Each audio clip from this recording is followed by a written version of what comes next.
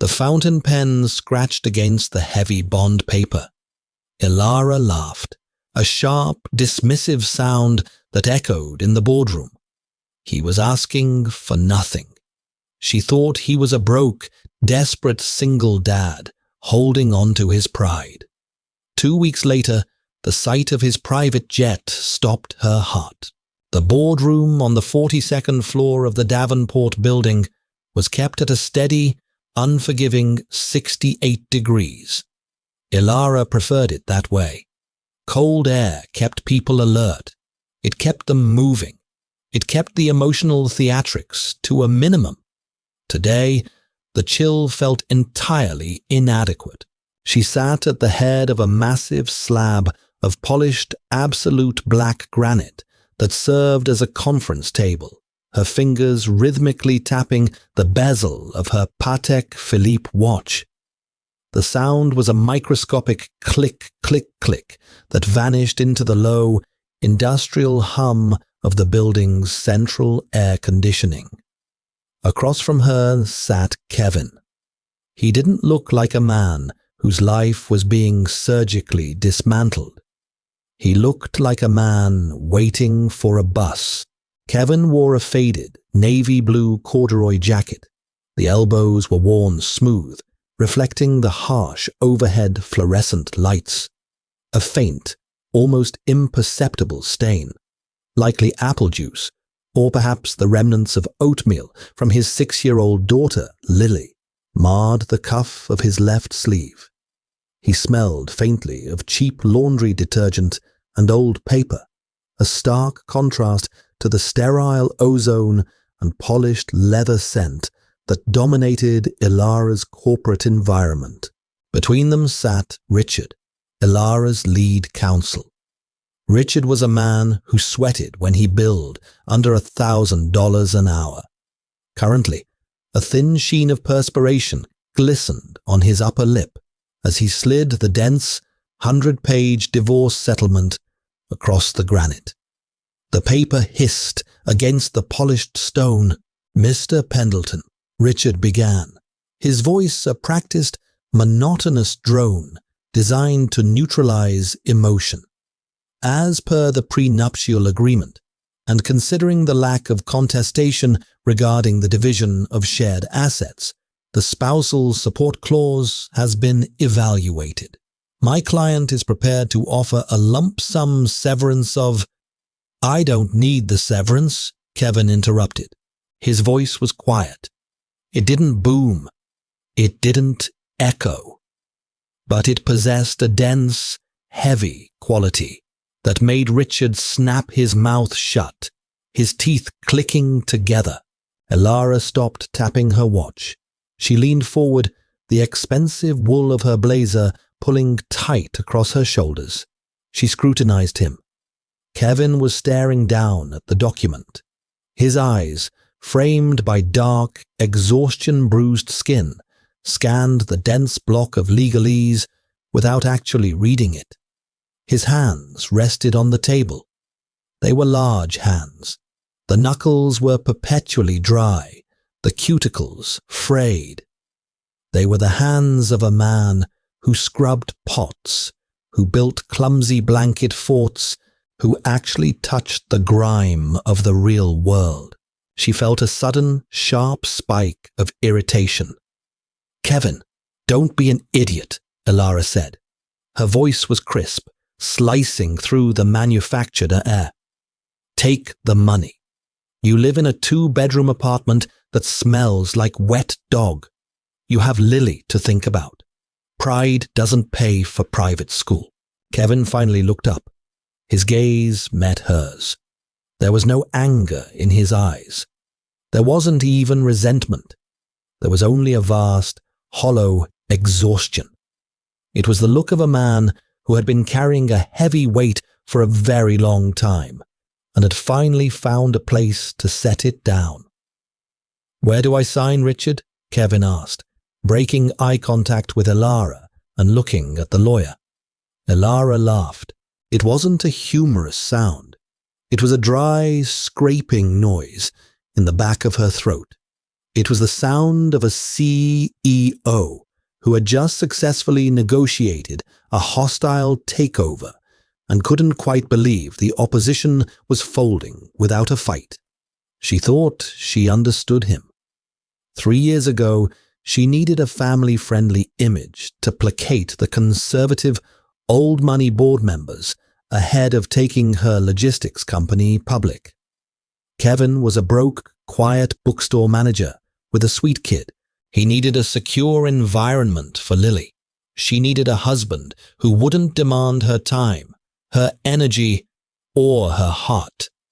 It was a transaction, a clean, mutually beneficial transaction. But over the last year, the transaction had blurred.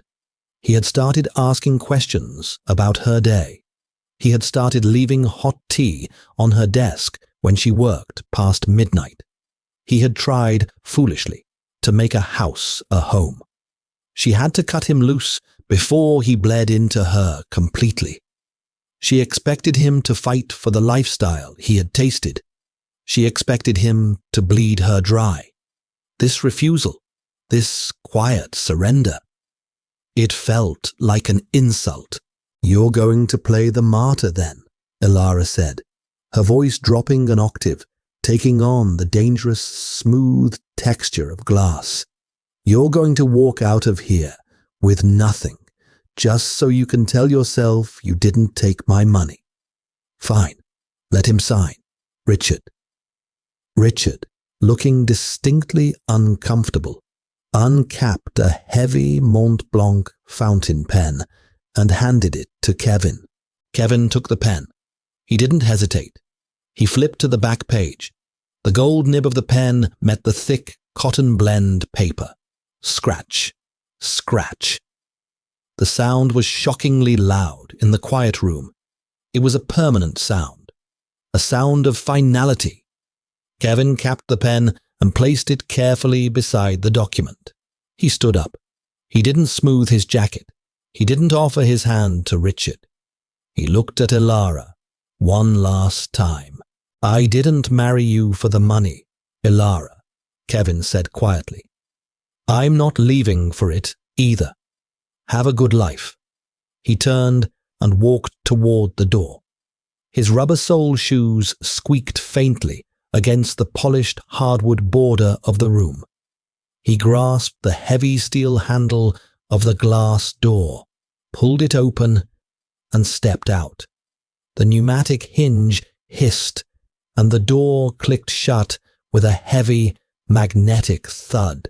Elara sat perfectly still. She looked at the signature. Kevin Hayes Pendleton. The ink was still wet, gleaming wetly under the fluorescence. She had won. The liability was removed. The PR problem was solved. Her assets were protected.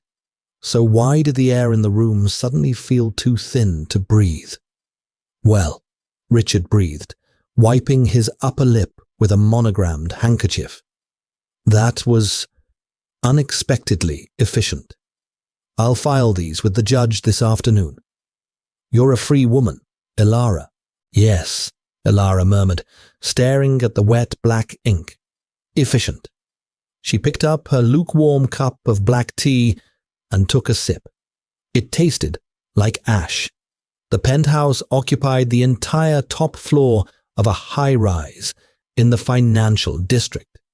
It spanned 8,000 square feet of white marble, brushed steel, and floor-to-ceiling glass that offered a panoramic, God's-eye view of the city. Before Kevin, it had been a fortress of solitude, a monument to Elara's success. Stepping out of the private elevator that evening, Elara expected to feel a rush of relief. She expected to inhale the crisp, unscented air of her reclaimed sanctuary. Instead, she was hit by a physical wall of silence. It wasn't a peaceful silence. It was a heavy, ringing vacuum.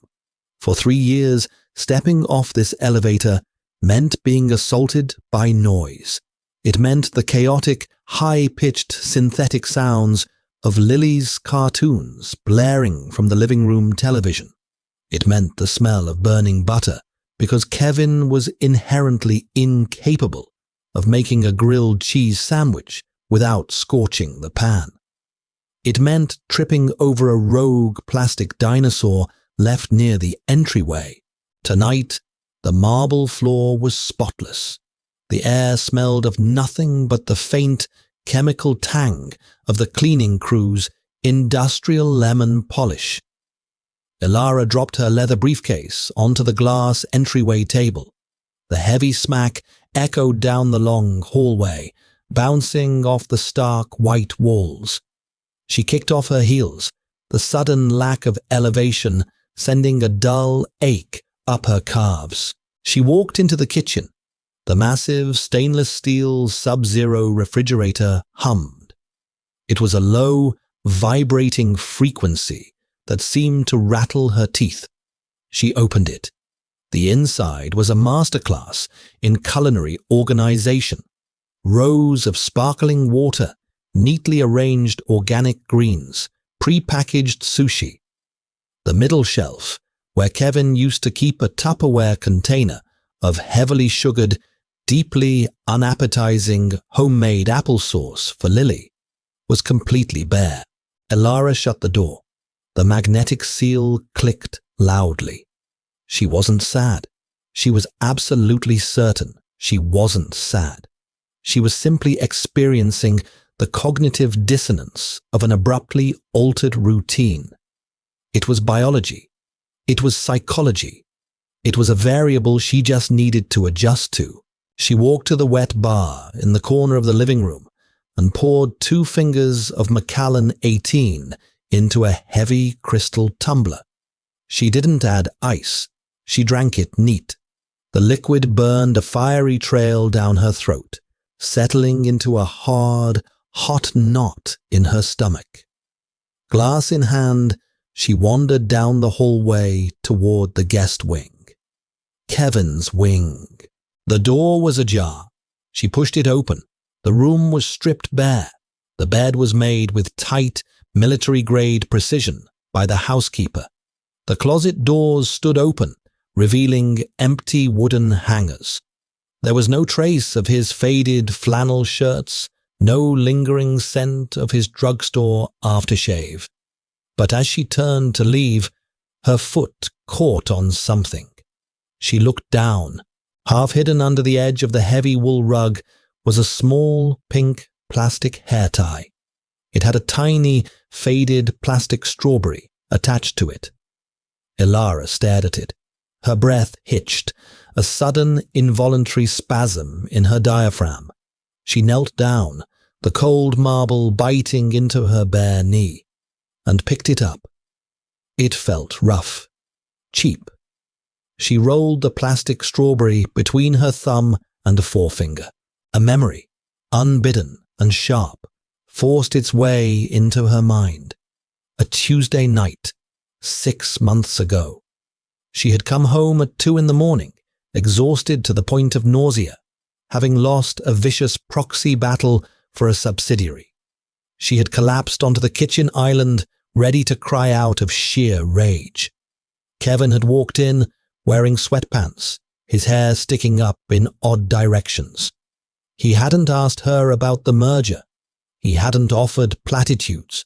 He had just silently made her a bowl of instant ramen, the cheap, terrible kind, heavily laden with sodium, and slid it across the counter. Lily had been sitting on the floor, stringing these exact plastic strawberries onto a piece of yarn.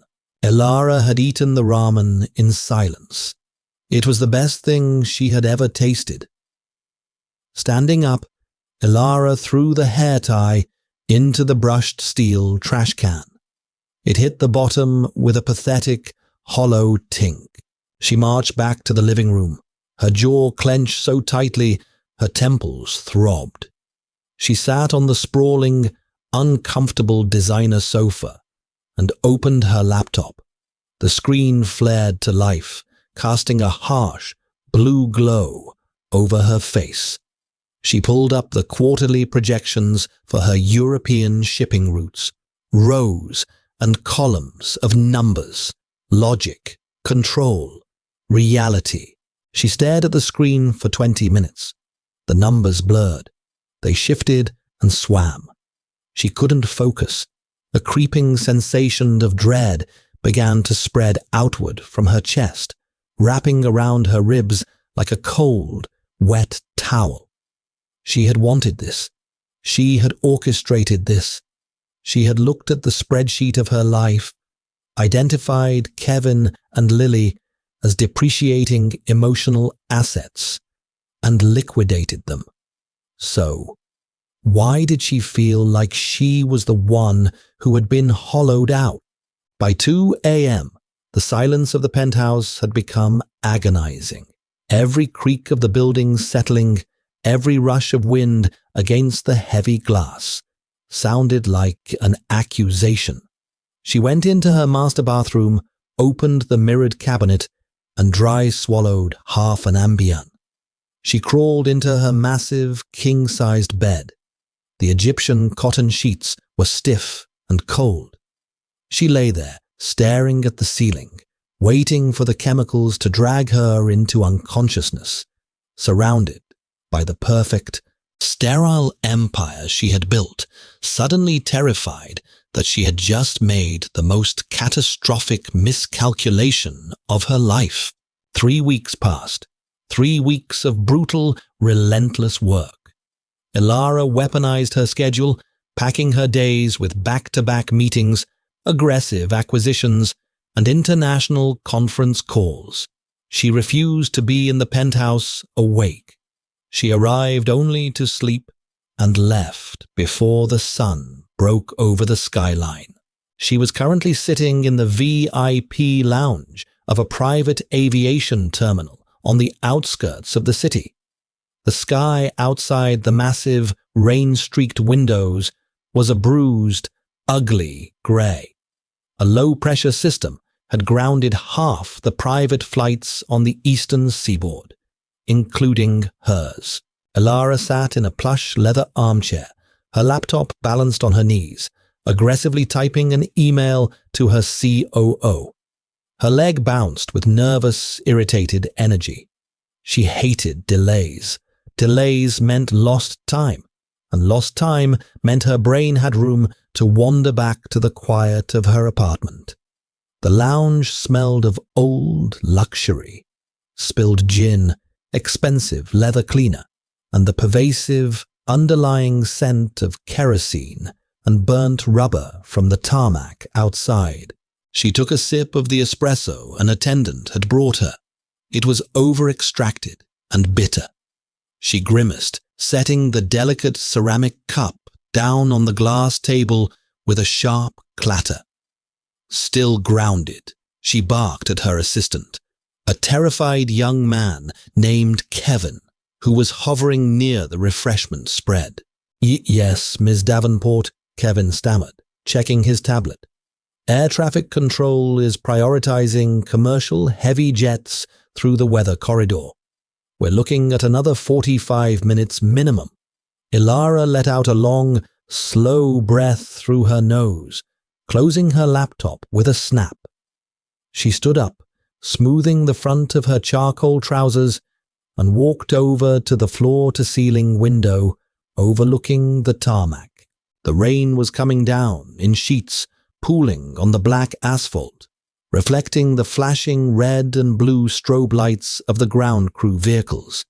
Several massive private jets were parked in a neat row, their sleek, aerodynamic bodies gleaming wetly in the gloom. As she watched, a motorcade rolled through the heavy security gates and pulled onto the tarmac. It wasn't a standard car service. It was 3 blacked-out Cadillac Escalades moving in a tight, coordinated formation that screamed high-level security. They pulled up directly alongside a massive, pristine Bombardier Global 7500, one of the largest, most expensive private jets in the world, easily a $70 million machine. Elara watched with mild, detached professional curiosity. She knew the players in this city. She wondered which tech billionaire or foreign dignitary was bypassing the weather delay. The doors of the lead escalade opened. 2 men in dark suits stepped out, popping large, black umbrellas. They moved with military precision to the rear door of the center vehicle. One of them opened it.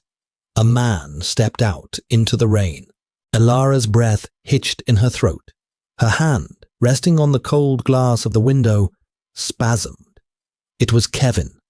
For a second, her brain simply rejected the visual input. It tried to overlay the image of the tired, hunched man in the stained corduroy jacket over the man standing on the tarmac. It didn't fit. This man stood perfectly straight, his shoulders broad and relaxed.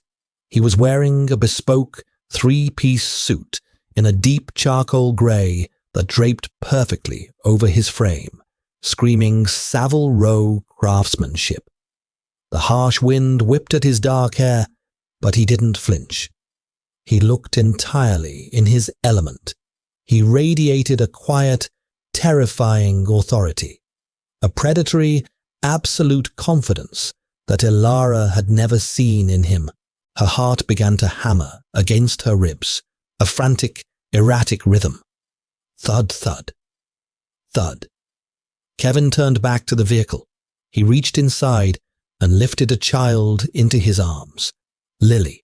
She was wearing a tiny, perfectly tailored Burberry trench coat and bright yellow rain boots. She was laughing, her arms wrapped tightly around Kevin's neck. Kevin smiled.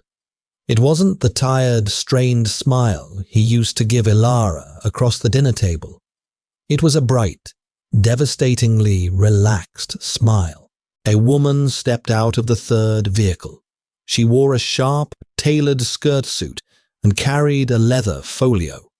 She approached Kevin, yelling something over the roar of the jet engines, and handed him an electronic tablet.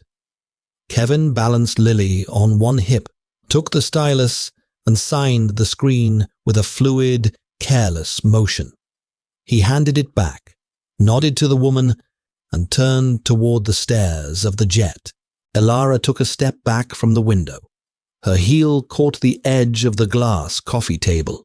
The table jolted.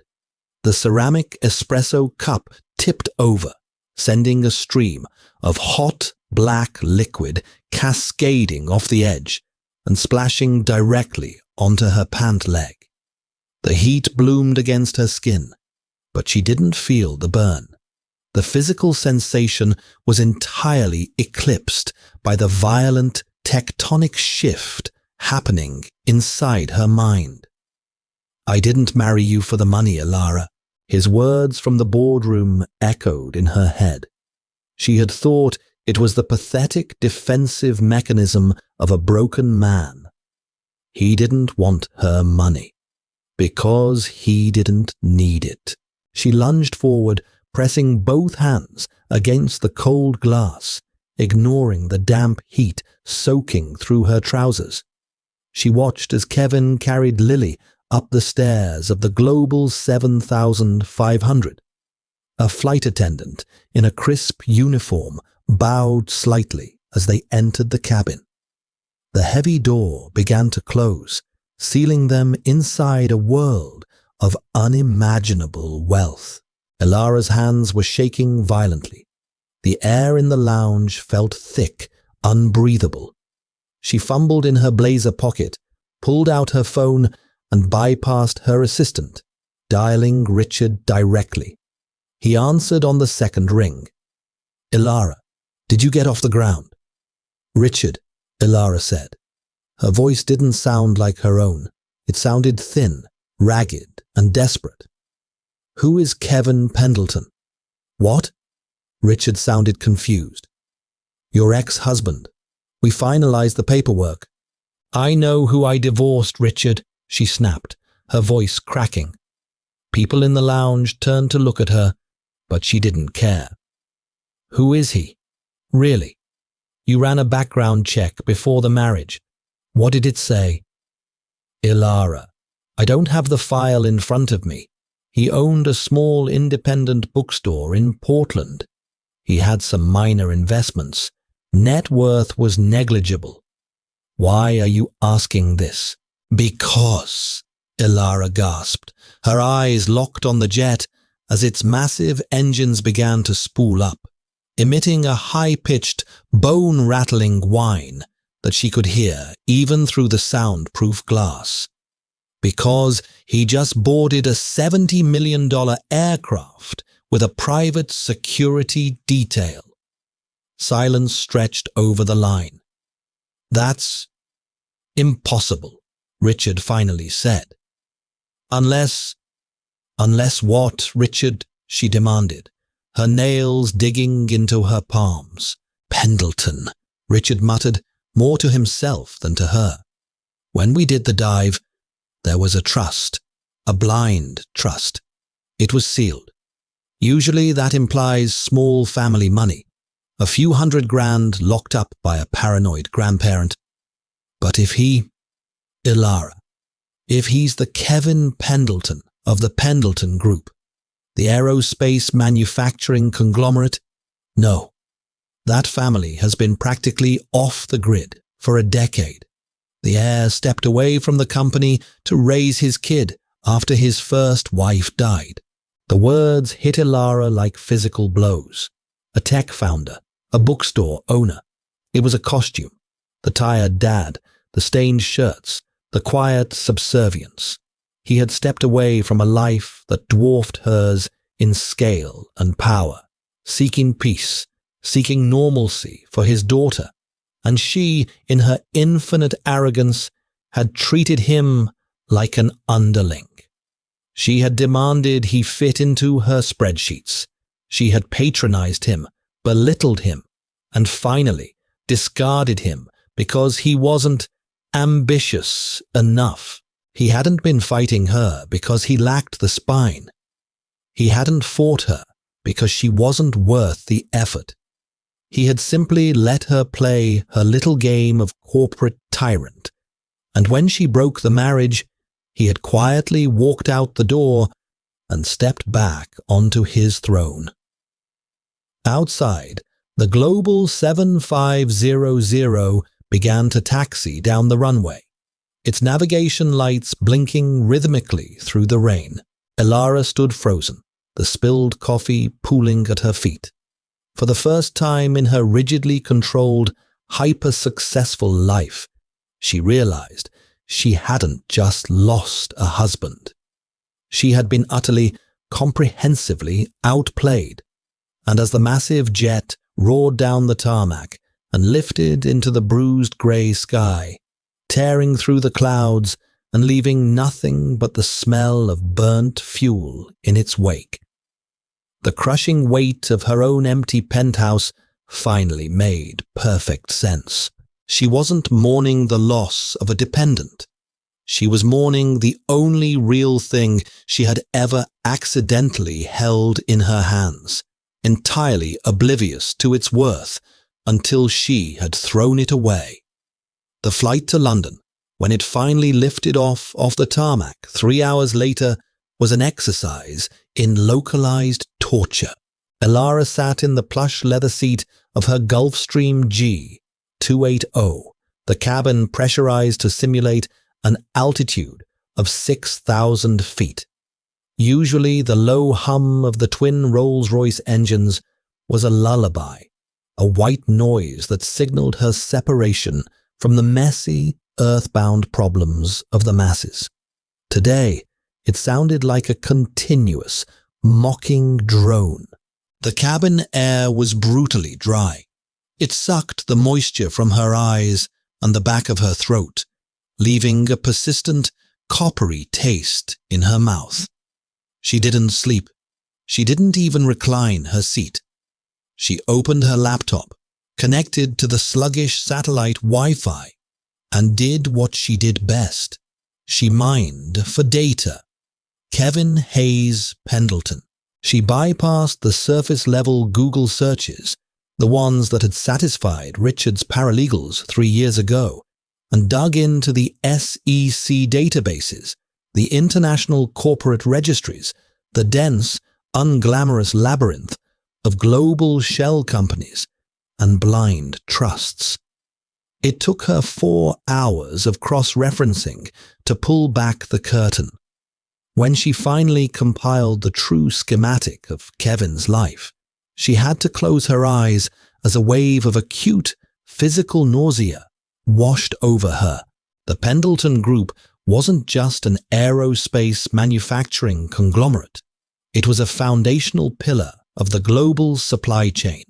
They built the navigation arrays for commercial fleets. They manufactured the high-stress turbines that powered the cargo ships Ilara relied on to move her own freight.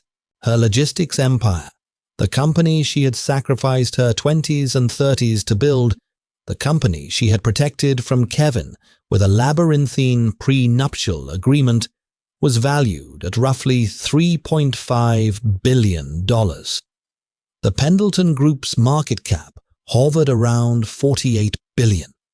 She had offered him a lump sum severance. She had told him pride didn't pay for private school. She had lectured him on ambition. Ilara stared at the glowing pixels of her screen until they blurred into meaningless shapes. She was a mouse who had spent 3 years lecturing a lion on how to roar. And the lion hadn't roared back. He had just watched her, tired and patient, until he finally grew bored of the noise and walked away. Weeks bled into a month. The silence in the penthouse metastasized. It stopped being an absence of noise and became a physical presence. It sat on her chest when she tried to sleep. It followed her to the kitchen when she poured her nightly, ritualistic glass of Macallan. She began noticing the scars he had left behind, the faint, circular water rings on the reclaimed wood of the dining table where he had stubbornly refused to use coasters for his morning coffee. A tiny, imperceptible chip in the marble baseboard of the hallway where Lily had crashed her plastic scooter. Before, Ilara would have called the maintenance staff to eradicate these imperfections immediately.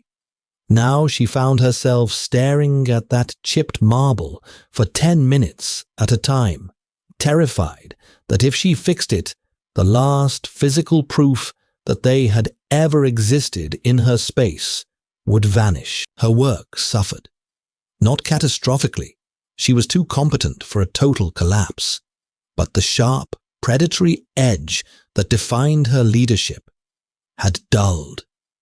During board meetings, when her executives argued over basis points and quarterly margins, she found herself staring at their hands, wondering who they went home to. She wondered if they made terrible instant ramen for the people they loved. The breaking point arrived on a Tuesday via an embossed, heavy cardstock invitation that landed on her mahogany desk.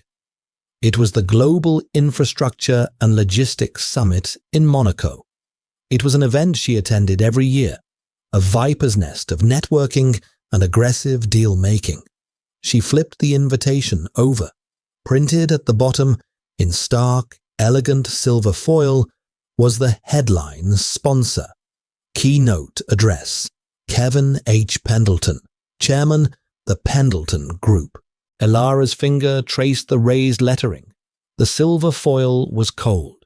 She could ignore the empty penthouse. She could ignore the spreadsheets. But she could not ignore the raw, undeniable urge to see him again. Not to beg. She was too proud, too deeply entrenched in her own armor to humiliate herself, but to find some semblance of equilibrium. She needed to look him in the eye, fully aware of who he was, and somehow regain control of the narrative. "Kevin," she called out, her voice cutting through the open door of her office. Her assistant appeared instantly, a tablet clutched to his chest. "Yes, Miss Davenport. Clear my schedule for the second week of October. Book the jet for Nice and get me a suite at the Hôtel de Paris." She was going to Monaco. The Grimaldi Forum in Monaco was a cavernous glass and steel marvel that smelled of ozone, sea salt, and the collective anxiety of 10,000 Type A personalities. Outside, the Mediterranean sun beat down on the yachts bobbing in the harbour, but inside, the air conditioning was set to a crisp, aggressive chill. Ilara stood at the back of the primary auditorium, her arms crossed tightly over her tailored ivory silk blazer. The room was packed, standing room only, and on the brightly lit stage, illuminated by massive LED screens displaying complex global infrastructure maps, stood Kevin. He wore a navy suit that absorbed the harsh stage lighting rather than reflecting it. He held no notes. He paced the stage with a slow, deliberate cadence, speaking into a sleek headset microphone. His voice, the same quiet, resonant voice that used to read bedtime stories about talking badgers to Lily, was currently dissecting the geopolitical vulnerabilities of the Suez Canal to an audience of wide-eyed industry titans. He was magnetic. He was terrifying. Ilara watched his hands. The frayed cuticles were gone. The dryness was gone. He gestured with the relaxed, fluid precision of a man who moved markets with a signature. For 45 minutes, she couldn't look away. When the address ended, the applause was deafening, a physical wave of sound that vibrated in Ilara's teeth. Kevin nodded, offered a brief, polite smile that didn't reach his eyes, and walked off the stage. The summit's evening reception was held on a sprawling terrace overlooking the sea. The air smelled of expensive oud, champagne, and the briny tang of the ocean. Jazz played softly from a live band tucked into a corner, the brushed snare drum keeping a lazy, hypnotic rhythm. Ilara navigated the crowd like a shark through a reef. She ignored 3 different CEOs attempting to catch her eye. Her gaze was locked on the far edge of the terrace, near the glass balustrade, where Kevin stood. He was holding a crystal tumbler of sparkling water with a twist of lime. A circle of executives surrounded him, laughing a little too hard at whatever he had just said. She approached. She didn't hesitate. Hesitation was weakness. As she closed the distance, Kevin looked up. His eyes locked onto hers. There was no startle, no widening of the pupils, no flash of lingering resentment or sudden anger.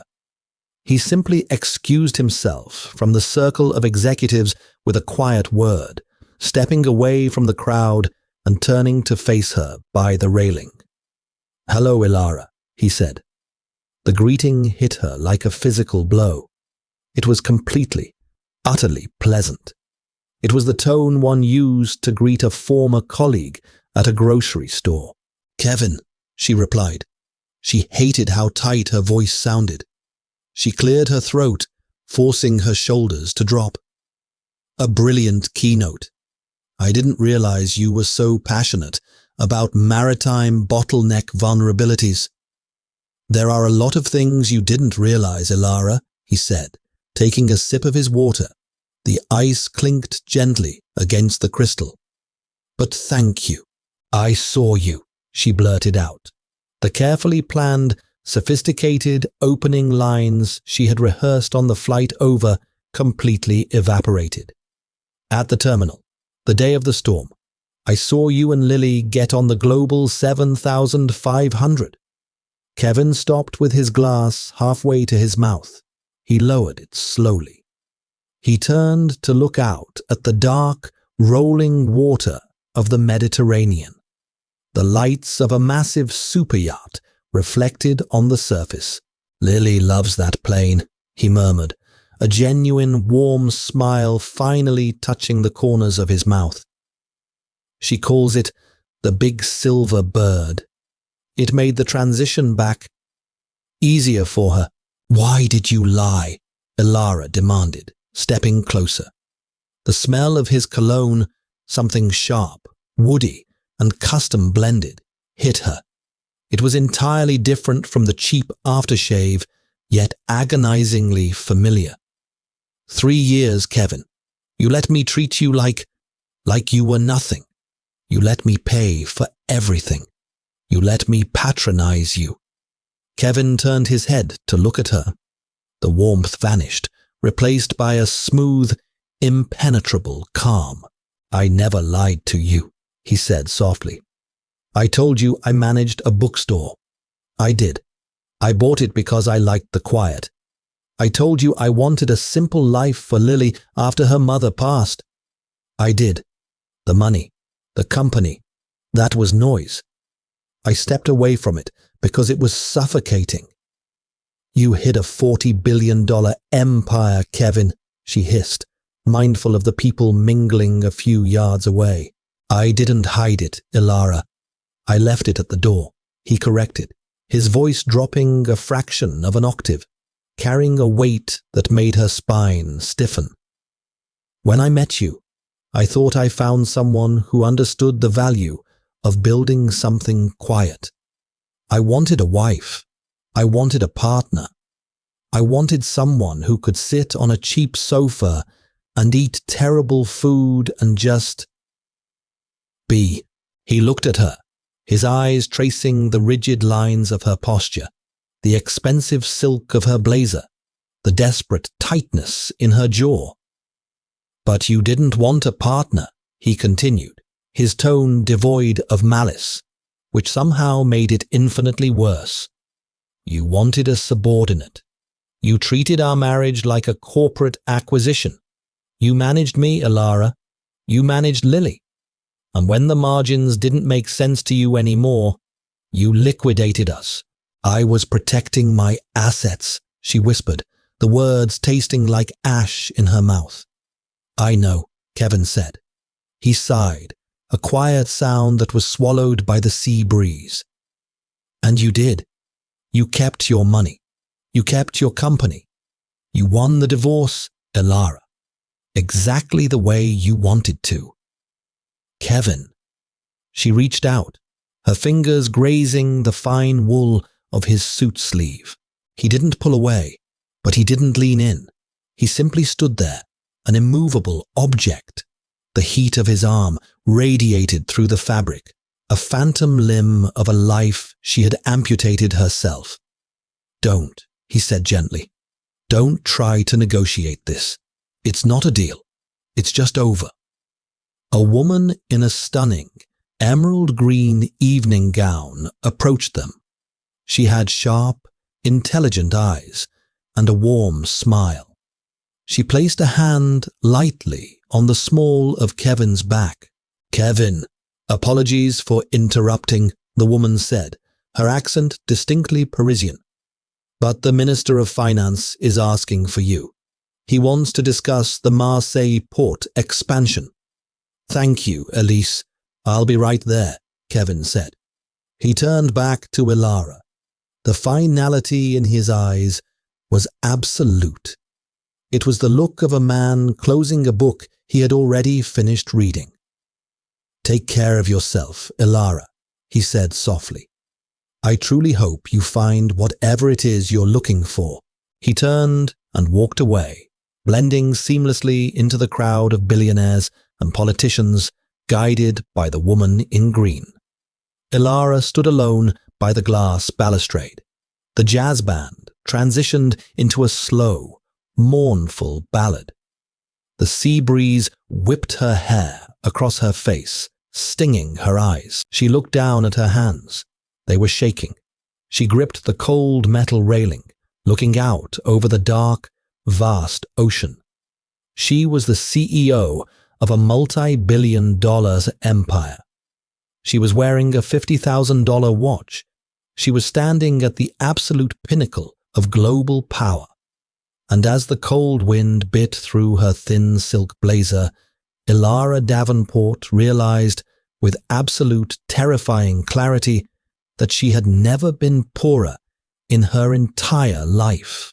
Sometimes the greatest losses aren't the deals that fall through, but the people we fail to see. Ilara's ambition built an empire, but her arrogance burned down her home. Wealth can buy a penthouse, but it can't buy back a heart you threw away. If this story hit home for you, hit that like button. Share this video with someone who needs a reminder about what truly matters, and subscribe for more deeply human stories. What would you have done in Ilara's shoes? Let me know in the comments below.